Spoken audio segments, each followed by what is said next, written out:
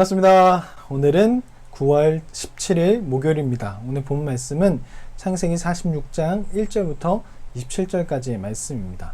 오늘 본 말씀은 이제 야곱이 이 가족들을 이끌고 애굽으로 내려가는 과정 가운데 브에세바라는 곳에 멈춰서 거기서 하나님께 희생 제사를 드리게 됩니다.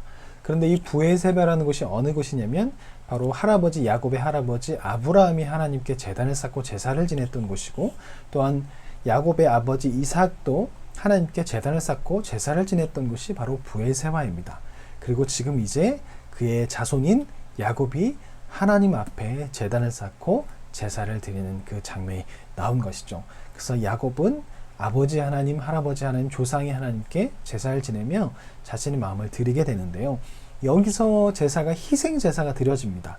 자바흐라는 히브리어 동사가 사용되는데, 이것을 가지고 월키라는 구약학자는 친교를 확립하는 제사가 바로 자바흐라고 이야기합니다. 이것은 아마도 야곱이 그동안 하나님께 멀리 떨어져 있었고 영적 기근으로 인해서 여러 가지 잘못된 행동을 했는데, 이제 내가 다시 돌이키겠습니다. 그 전부터 하나님께서 조금씩 만져오셨고 이제 하나님 앞에 돌아오기 위한, 그래서 친교를 확립하기 위해 희생 제사를 드렸던 것을 보여집니다.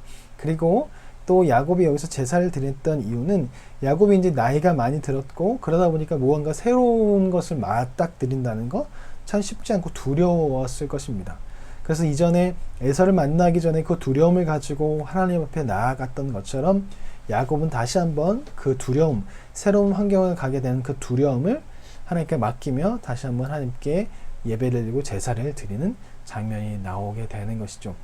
우리가 하나님과 멀리 떨어져 있고 또 영적 기근으로 인해서 하나님 뜻대로 살지 못했을 때 수많은 생각들, 사단이 주는 생각들, 여러 가지 생각은 네가 그렇게 살고 무슨 예배를 드릴 수 있냐, 그러고서 네 예배를 받아들일 주실 것 같냐, 여러 가지 말들이, 여러 가지 생각들이 있어서 결국 하나님께 나아가지 못하는, 점점 더 구렁텅이에 빠지게 되는 일들이 있는데, 하나님께서 원하시는 것은 그것이 아니라 죄송한 마음을 가지고, 회개의 마음을 가지고 하나님께 나아오는 것, 그것이 바로 하나님께서 원하시는 것일 것입니다.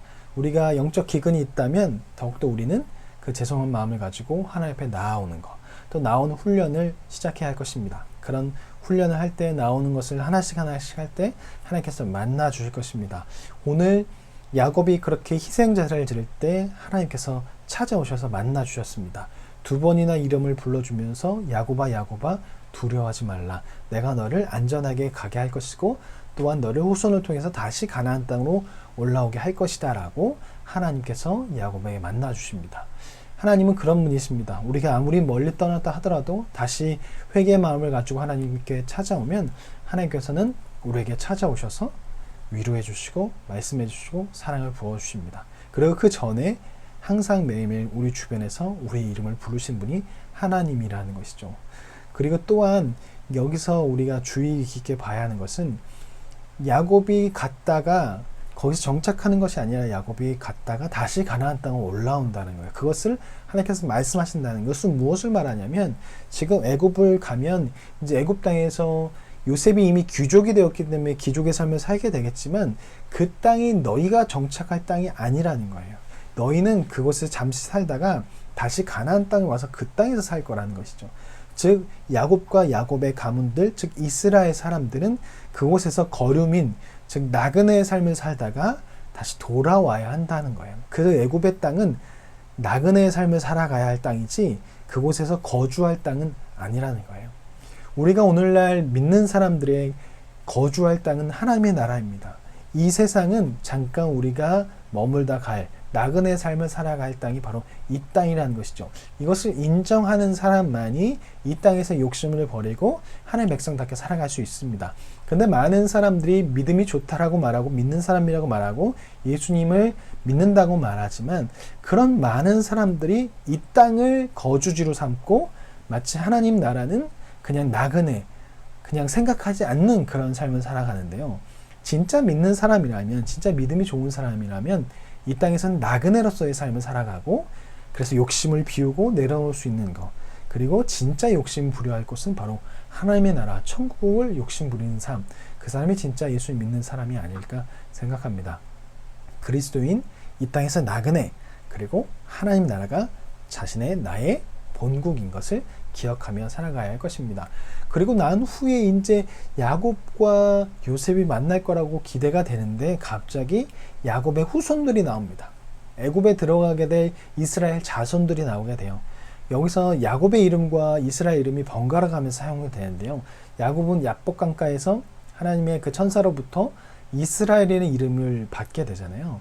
즉 이제 야곱은 야곱의 후손들이 들어가지만 이제 그곳에 이스라엘 자손들이 들어간다는 것을 이야기하는 것이죠. 하나님이 계획하심이 계속 이루어져 간다는 거예요. 하나님의 백성은 힘들고 어려운 일이 있지만 하나님의 보호하심이 있기 때문에 계속적으로 안전한 하나님에서 살아갈 수 있다는 것. 고난과 고통이 있지만 여전히 하나님의 백성이라는 것, 여전히 하나님의 보호하심을 받는다는 것을 기억해야 할 것입니다. 여기서 한 가지 조금 아이러니한 장면이 나오긴 하는데 베냐민의 아들이 한 10명 정도 등장해요. 근데 베냐민의 나이를 아무리 많이 잡아도 30에서 35살로 잡을 수 있는데 그 나이 때 10명 이상의 자녀가 있다는 게 좀 말이 되지 않아요. 그래서 학자들은 이것을 무엇으로 이야기하냐면 이 모세오경 창세기부터 신명기까지 그래서 이것이 문서로 기록되고 이것이 다 모아져서 이 손에 사람들이 읽혀질 때를 포로기나 포로기 이후로 그렇게 보게 됩니다.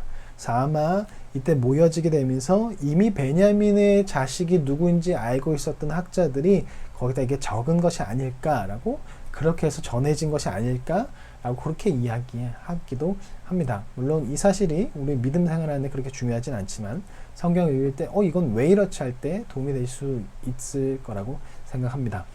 우리는 삶을 살아가면서 하나님을 바라보아야 합니다. 우리는 가만히 있으면 점점 침체할 수밖에 없습니다. 우리는 하나님을 보지 않으면 우리의 믿음과 우리의 신앙과 우리의 삶은 점점 피폐해질 수밖에 없습니다. 야곱은 하나님을 바라보지 못해서 결국 피폐해졌고 영적 기근으로 인해서 주변 사람 자식들을 힘들게 했고 아내를 힘들게 했고 주변 사람들을 힘들게 했습니다. 마찬가지입니다. 우리 믿는 사람 우리가 하나님을 바라보지 않게 되면 내가 힘들고 주변의 사람이 힘들고 내 배우자, 내 자녀, 내 부모님이 힘들게 될 것입니다. 믿는 사람이라면 매일매일 하나님을 찾음으로 인해서 내 주변 사람이 힘들게 하는 것이 아니라 요셉처럼 내 주변 사람 요셉으로 인해서 수많은 사람이 긍휼을 얻고 양식을 얻었던 것처럼 도움을 얻었던 것처럼 믿는 사람이라면 매일매일 하나님을 찾음으로 말미암아 주변 사람에게 도움을 줄 수 있는 피해를 주는 사람이 아니라 기분 나쁘게 하는 사람이 아니라 도움을 줄 수 있는 사람이 되어야 할 것입니다. 오늘 하루도 또 내일도 하나님의 말씀 안에서 도움을 줄 수 있는 사랑을 전할 수 있는 그런 저와 여러분이 되었으면 좋겠습니다. 그럼 내일 뵙겠습니다. 안녕히 계세요.